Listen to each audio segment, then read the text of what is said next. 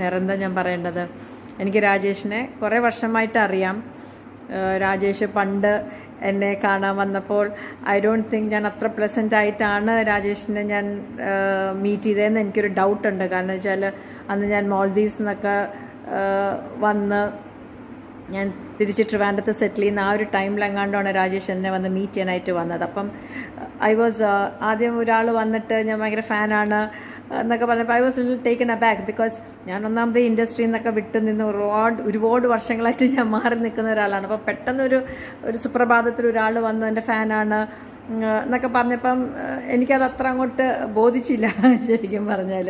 പക്ഷെ പിന്നെ later on Rajesh പിന്നെയും വന്ന് കാണുകയും അപ്പോൾ ആൾ ജെനുവിൻ ആണെന്ന് എനിക്ക് മനസ്സിലാകുകയും ചെയ്തു. എൻ്റെ അമ്മേനെയൊക്കെ വന്ന് മീറ്റ് ചെയ്യുകയും ഒക്കെ ചെയ്തിട്ടുണ്ട്. സോ അങ്ങനെയാണ് ഞങ്ങളുടെ ഈ ഒരു പരിചയം മുന്നോട്ട് പോയത്.